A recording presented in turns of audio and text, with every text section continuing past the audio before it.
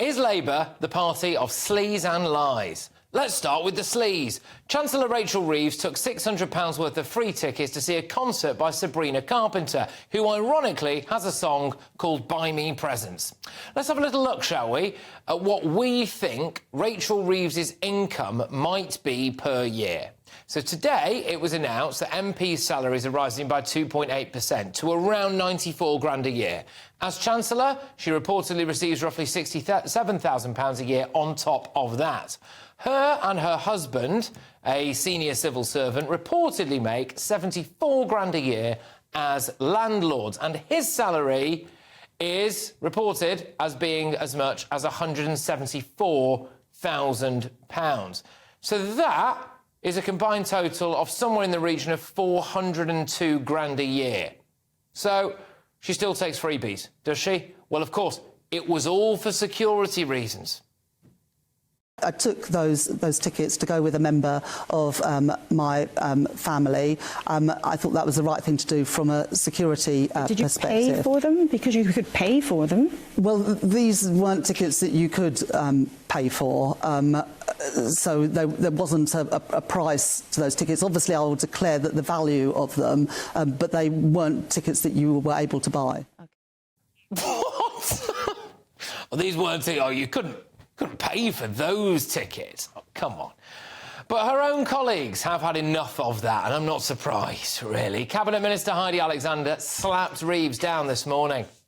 I haven't taken any tickets, to be honest, since I was elected back in June as a new Member of Parliament and going straight into the Ministry of Justice and then coming straight into the Department for Transport. I actually, sadly, haven't been to see any concerts at all over the last 9 months, partly because I've been very, very busy. Would you take tickets? I have never, as a Member of Parliament, I have never accepted tickets to any concerts. Yeah. The Chancellor has already made cuts for pensioners, cuts for farmers, cuts for the disabled, and today it's been revealed that she's about to cut £500 million from state schools. This is after her VAT raid on private schools has forced some of them to close. More sleaze now. Angela Rayner, Deputy Prime Minister Angela Rayner, randomly went to Ethiopia. The trip cost the taxpayer 20 grand. There is no good reason why she needed to be there. But here we go. It turns out Ms Rayner asked if she could go on a taxpayer-funded private safari trip while she was there, and civil servants had to tell her that wasn't really appropriate. This is from the woman who jokingly tells a story about how the Prime Minister invited her round to his number 10 flat, and when he left the room, she just opened a bottle of whiskey and helped herself. It turned out that was a precious gift from a dead friend. I mean, who does that? What kind of person just comes round to your house and just opens a bottle of whiskey and helps themselves when you're not in the room? Oh, sorry, a raging socialist. Now, of course, we've got the mistruths as well. Forget, the little things, like whether or not the business secretary was actually a solicitor, whether or not the Chancellor actually worked as an economist, or whether the Prime Minister deliberately represented foreign Islamist terrorists. Just the little stuff. Anyway, Keir Starmer reportedly told 25 porky pies in just half an hour at last week's Prime Minister's Questions. 25. These include things like ignoring the fact that Labour's new employment rights bill imposes £5 billion of cuts onto businesses, including 67% of small businesses who will now probably close or at least stop hiring new staff. He said the Tories opposed raising the minimum wage. That is not true. The Conservatives did not oppose the rise to the minimum wage, and the Tories actually raised the minimum wage by 72% since 2010. Starmer says that he's investing in policing. Police forces say they're actually going to have to cut the number of police officers. Starmer said, we're speeding up new infrastructure projects, slashing red tape, getting Britain building. The reality? He's created 27 new quangos, £5 billion a year in new regulation, and cut housing targets in cities. But whilst we're on housing, another thing they've been very squiffy with is who is going to live in these new houses. More on that later, by the way. But no doubt there will be foreigners and asylum seekers. The Prime Minister said, "We've announced the largest defence increase since the Cold War." Not true. He's confirmed £6 billion worth of funding, but claimed that it would be £13 billion. Conceivably, Prime Minister Keir Starmer could have to come back to Parliament to correct the record 25 times based on last week's PMQs alone. On Wednesday, the Chancellor will stand up and announce a spring statement that may very well make you and everyone you know poorer. And just think about this. It is staggering how easily mistruths roll off the Prime Minister's tongue. It is astonishing how bad the stench of sleaze is around this Labour government. Let's get thoughts of my panel. We are joined by Daily Express columnist Carol Malone, ex-Labour Party advisor Matthew Larsner and the former chairman of the Tory party, Sir Jake Berry. Let's deal with sleaze first, shall we, Carol? Yeah. So you've got Angela Rayner there, requesting a taxpayer-funded private safari in Ethiopia, and you've also got Rachel Reeves taking £600 worth of concert tickets, despite the fact that her and her husband, seemingly anyway, have a joint salary of $402,000 a year. You know, she said this was the right thing for her to do. Rachel Reeves wouldn't know the right thing if it smacked her in the face. You know, the right thing to do was not to accept free tickets in the first place, not just because her and her husband between them earn £402,000 a year, but because it is not the right thing to do. Yes, I know they're allowed legally to do it as long as they declare, but there is a caveat in that says public perception must be taken into account. And the public perception here is that she's greedy, she's on the take, she's brazenly on the take. You know, this all comes hot on the heels of Starmer and what he was doing with free clothes, free glasses, free whatever. There was a massive scandal about that, and she's doing this. There was a massive scandal about the Taylor Swift concert, and she's doing this hot on the heels of that. It's either because she's thick, she's stupid, she's greedy, or she just doesn't care. She didn't come into politics to actually do the job to be Chancellor. She came into it for the perks, because that's what it's looking like. Well, go on, Matthew. You're shaking your head at that, and obviously we don't want any kind of unnecessary personal attacks on Rachel Reeves here, but I must say I think this is the strength of feeling out there. There's going to be a statement on Wednesday where she's going to stand up and make decisions that may well make people poorer. And a lot of people feel that's the result of her own incompetence. And here we are, £600 for a Sabrina Carpenter ticket. I mean, presumably she stood up and applauded and knows all the lyrics to the song Buy Me Presents.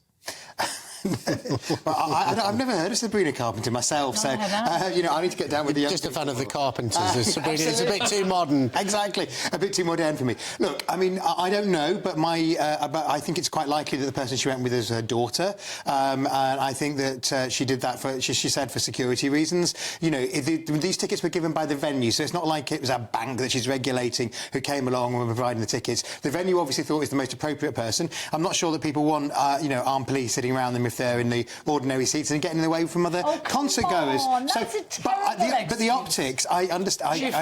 So basically what you're saying is that she's afraid of coming into contact with the British public? Not at all. I'm sure that she comes into contact with the British public every week. She does a surgery every week in Leeds in her constituency, and no doubt, and she meets people on visits across the country all the time. She has security all the time. She had security in the box as well. She could have been heard from the box. It's a pathetic Weasley excuse. Angela Rayner's private safari that thankfully for once the civil service appears to have stepped in, Sir Jake, and said that would be absolutely ridiculous if you went on a private safari on a trip to Ethiopia that there's already no point you being on. Well, look, I mean, the first thing is Angela Rayner is the Secretary of State for Housing, Communities and Local Government, basically charged with improving the planning system, building houses and fixing the potholes. None of those are actually going that well for her.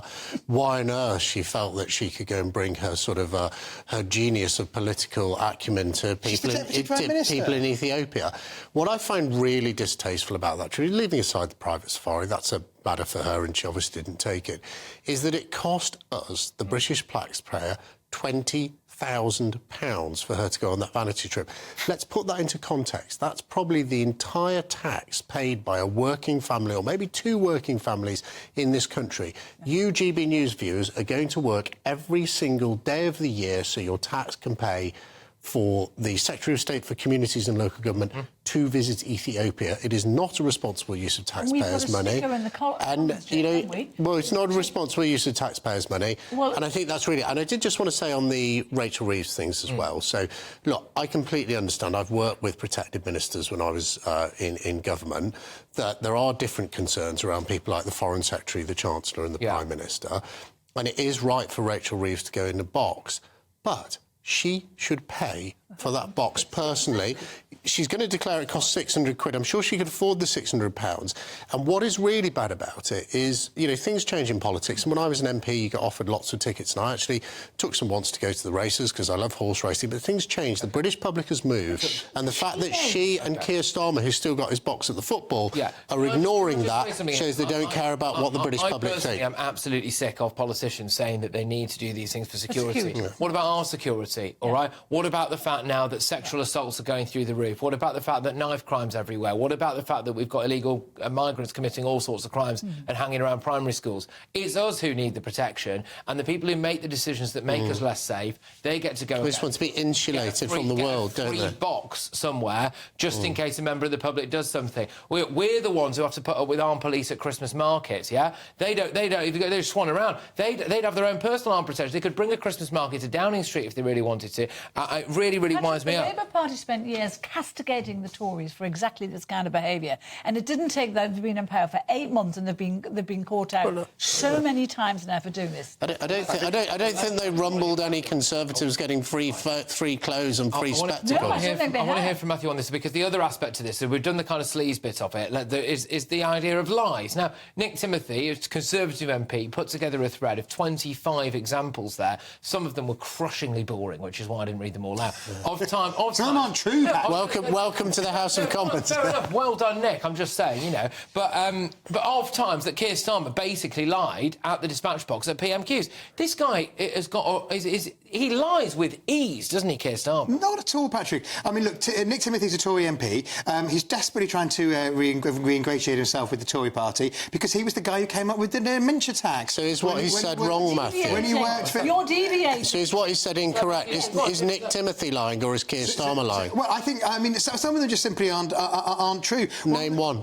The one about the increase in national insurance all being about the Tory black hole, saying more was raised in the national insurance, employers' national insurance rise than even Labour's claim on the black hole. That is true. Nobody would dispute that because the extra money is going into the NHS. And so what the Tories saying? Well, they want to leave more than 7 million people on waiting lists. Let's talk about the black hole. This is the black hole that the Office for Budget Responsibility has refused to acknowledge ever existed. We know exactly what happens here. She taxed people to the tune of 40 billion. She borrowed 30 billion because she wanted to spend more on public spending. And funny enough, that was 70 billion, which is what that adds up to. Now she's created her own black hole. Rachel Reeves lied on her CV about her qualifications. So this woman fibs all of the time. Matthew, on Wednesday, Rachel Reeves is going to stand up at that same dispatch box and issue a spring statement. The last time that Keir Starmer was at that dispatch box, he stands accused of lying 25 times. How can anyone trust Labour? Well, if any of those were misleading the House, then the Speaker would call him back and get him to apologise to the House. Should Keir Starmer resign? If he's found to have misled the House, should Keir Starmer resign? Because, of course, he repeatedly called and ultimately succeeded in having Boris Johnson removed as our Prime Minister because, sin of all sins, he misled the House of Commons. So if Keir Starmer has, on 25 occasions, Boris, I think, was accused of doing it twice. If Keir Starmer's done it 25 times... No, misleading the House twice, if you read the report. If he's done it 25 times in the course of one Prime Minister's questions, as a former senior Labour Party advisor, do you think he should resign? I don't think he is going to be found to misled the House. It's a hypothetical question, Jay. And well, hypothetically, should he resign if he did? Do we remember in the Boris Johnson era when his mates were paying for his wedding and they were bringing him food that was in Dalesford organic bags that were being left at the end of Downing Street when the rest of us were queuing outside supermarkets? supermarket, so I'm not going to take any lectures from the Tories on these things. I personally, if I was in the cabinet, I'd take the Heidi Alexander approach, and I wouldn't take any tickets. Exactly. I think number 10 will be pretty cross that Rachel has headlines on this, and not on today, which is pothole day, which the government wanted to talk about. Fixing them, would they? But you know, I think that they should all perhaps realise that, you know, if you don't go to a Sabrina Carpenter concert, it's not the end of the world. But Keir Starmer is still going to a free box at the football he's back in the stands every now. single week. So I understand. The Telegraph reported today. Well, but that's on security. I mean, if it is, it would be because Yeah, but he could pay for the box. It's the same argument. I think he is. Let's move on. I've got a lot more coming away. We're talking about you know, quotes on quotes, lies, about betrayal, etc. I personally think the biggest betrayal of all is going to be about housing, and it's going to be about these 1.5 million new homes in England alone, and who is going to live in those homes. And I've been calling it for a very long time here on this show, and the truth is now out. It is going to be asylum seekers. It is going to be foreign nationals. We're going to be talking about that a little bit later on.